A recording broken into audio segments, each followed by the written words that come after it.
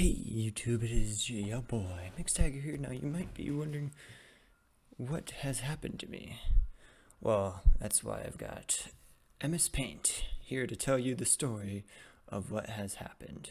So what happened was good old me, as you can see here.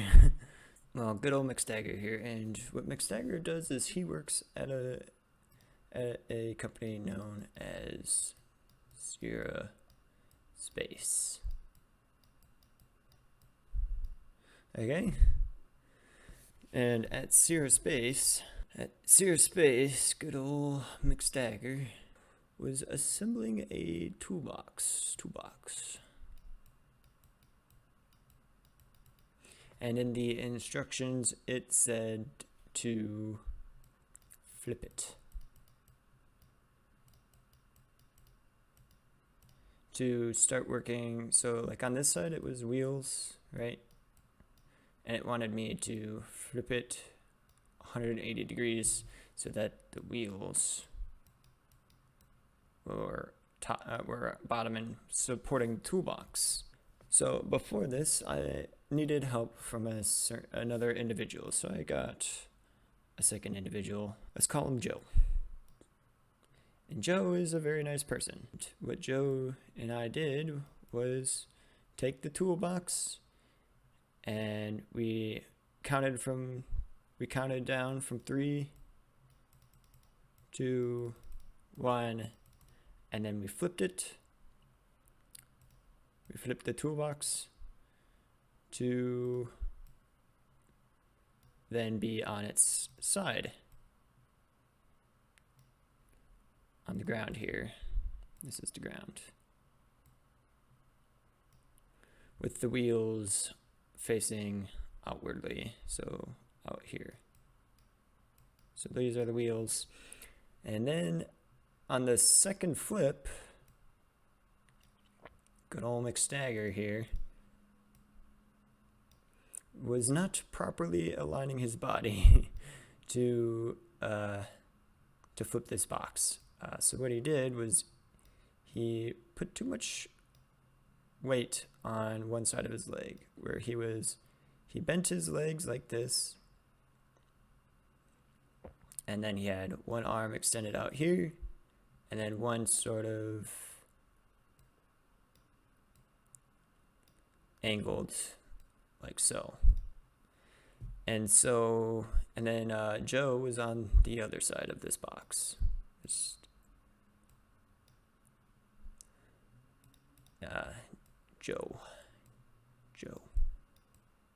Joe was on the other side of this box, but this time we didn't count from 3, 2, 1, and so what happened was that upon the flippage, good old McStagger here hurt his back, and so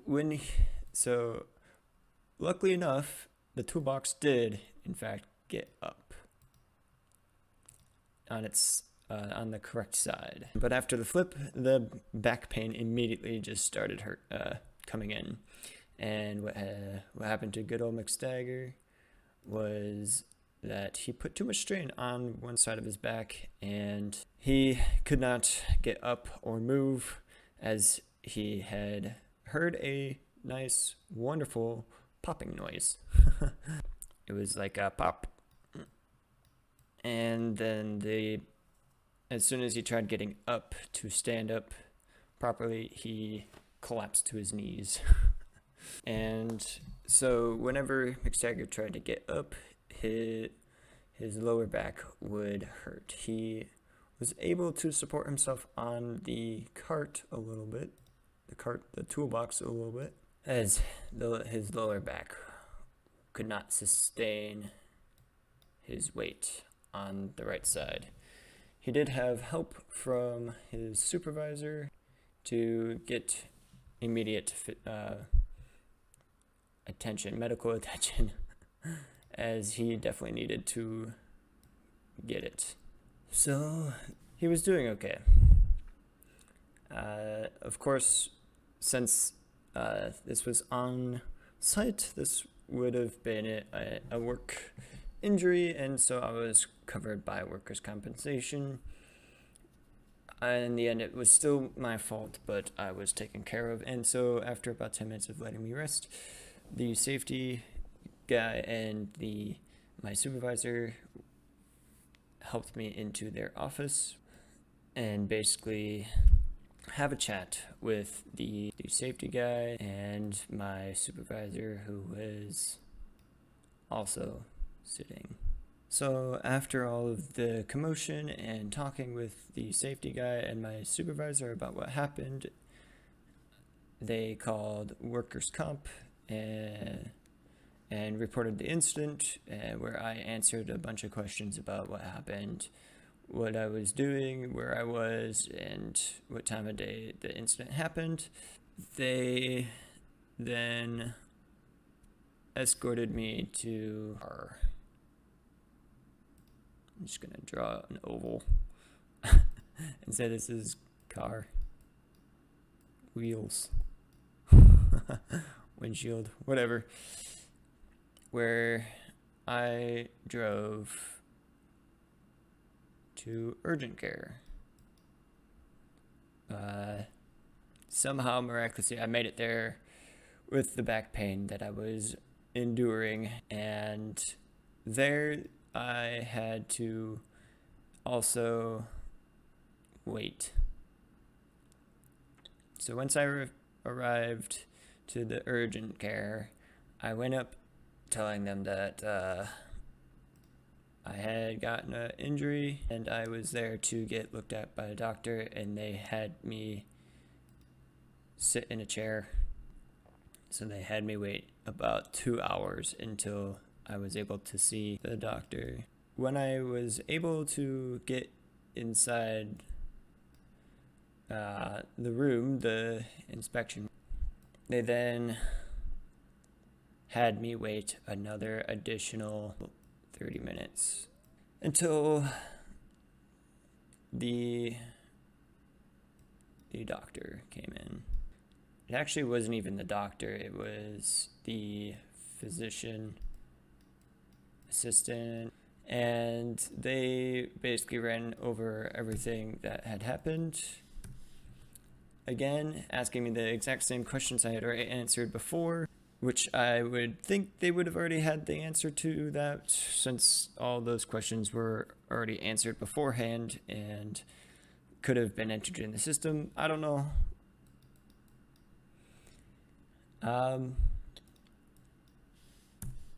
Then it was another 15 or even 20 minutes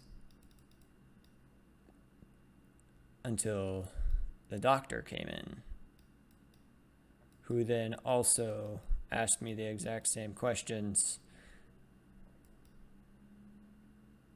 that the assistant asked me, and the person at the front desk also asked me. No, this is not a penis. He didn't. It was a lady who inspected me. And so they then finally got to checking my blood pressure, all that fun jazz, and essentially just from there asked me to then go into physical therapy starting Thursday. Now, they said that and also said that I couldn't work due to my injury until Thursday. However, I had already requested PTO for Thursday and Friday, meaning that I had the rest of the week to not work and instead rest and recuperate. So after the doctor's visit, they recommended that I don't drive myself anymore and have someone come get me. So I had my girlfriend, my lovely girlfriend, come get me. And when she came to get me, I then got a phone call from my boss, which happened in the car, where I was hoping that I would be able to get home. But the boss said that they need the documents. It's basically saying like what they prescribed for me, which was to not work. However, on paper,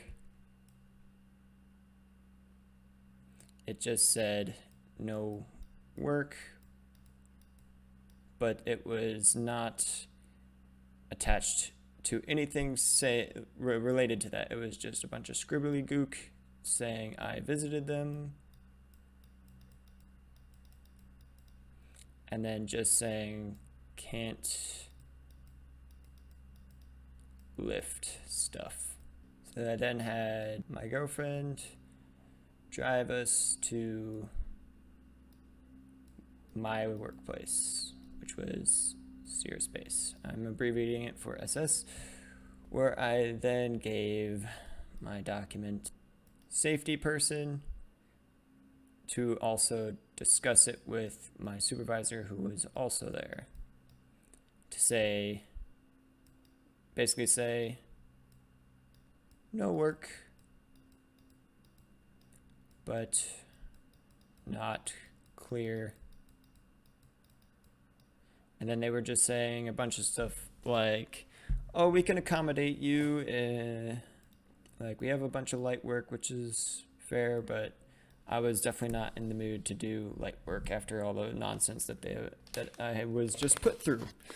So fortunately, the safety guy went ahead and said, no work. Go home. And so on my way out, I was able to get all my items and head back home with my girlfriend, where I was experiencing a lot of pain in my lower back, and it was very hard for me to even take steps towards anything. So what I did was I just laid in, and I laid there for the rest of the day.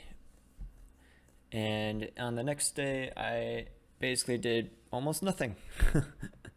I literally just did the least amount of work so that I wouldn't injure my back any further. Then came Thursday, where I, during PT, did some stretches, tested strength, did some muscle therapy. And this determined I was so badly injured that I could only frequently lift, pull, push, whatever have you, 10 pounds of weight by Thursday. So this was on the day that I already took PTO for, and I sent the documents from the doctor's appointment, which basically said the results, and sent it to my boss. He said, good. Thanks. So I was cleared for no work for the rest of the day. And he said, thank you for the documents, and I hope you enjoy the graduation, which was on the same day. It was my girlfriend's graduation. She got to become a cop, and she got her badge saying, I'm a cop now. And this was given to her by her dad at her graduation ceremony. So then all of us walked out her car we drove to a apartment. Her dad is tired. And so my girlfriend, and her mom drove to their hotel to drop off her dad. So once we did that, then we drove to the mall. Go walk around, look at stuff, and maybe even buy some stuff. However, now starts the bad part. So in the mall, we were walking around, and I got a random phone call. It was from a Wisconsin area, which means it was someone that was related to Wisconsin. I wasn't sure. So what happened was they actually called twice. And so I answered on the second call. So during this call, my girlfriend and her mom went into a store. So it turns out it was my boss's boss's boss, director of operations from my company, Zero Space, and HR, which was a very bad sign, which either means I'm getting fired or I'm getting laid off. But I didn't really catch on until I started listening to the director of ops, who was explaining the whole situation. He said the company needed reduce workforce. And during that process, they chose select individuals such as myself who the company thought that their skills wouldn't fit the future needs of the company. Which didn't really come across me the very first time, because I was still trying to find a place to go sit down. When I did sit down, I started really listening right around when they started saying this stuff. Then it started sinking into me that I was being told that I no longer am with the company, which then the HR lady started talking. At this point, I started just crying a lot, because this meant that I put in all that work for nothing. Now, this is a little hard for me, but essentially I was no longer with the company, and that I have no longer a job to support myself. A lot of questions went through my mind as I was starting to hear what they had to say. Like, why it was mostly just why. Why did they choose me? Why was I laid off? Why is this happening to me?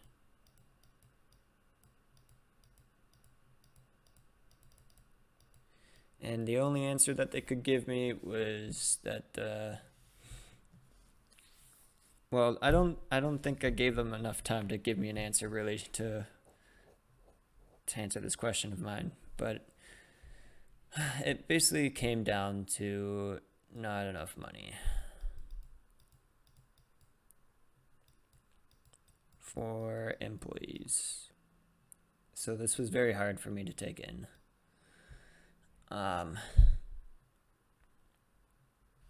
Excuse me. So I no longer had a job, but I told them that this was not a very good time, and I would like to talk to them at a more reasonable time, because this is obviously taking me by surprise. They did try to explain to me the best they could why, like what happened, but I don't think they could go into very specifics. It was just based off of money and not having enough of it for the employees at the company, and so I was part of the group of people who got laid off. So at least it wasn't just me, but that's just saying that the company is the company is profit driven, almost, is what it was telling me. But I don't want anyone to go attacking these people. Don't want to attack this company. It's just how it is. I mean, you can go. I mean, do what you want. I don't care. I'm no longer part of them, so do what you want. After I got off the phone call, I immediately just started trying to find my girlfriend. And so I went into store and I went all over the place. Eventually, I found her and her mom. And I told her the situation, and so we immediately went to the car. And so we then drove to hotel and then to apartment, where I called my mom and told her what happened on the phone call. She gave me a lot of support, and I really appreciate it, and so did my girlfriend. My girlfriend was the first to really help me out and really support me. So I got plenty of support, but that's basically what happened. So in the past few days, I have been just applying to jobs, and that's basically what I've been doing, and that's why I haven't uploaded in a while. So I hope you can forgive me. I have hurt my back, and I got laid off. Fortunately, in the past week, my back has been getting much better, but I have not been getting too lucky with any jobs, but with how the job market is, I don't expect anything to happen until January. So, thank you for your support, and thank you for watching my videos, and thank you. But that will be all for this video. So I will see you in the next video. Bye-bye.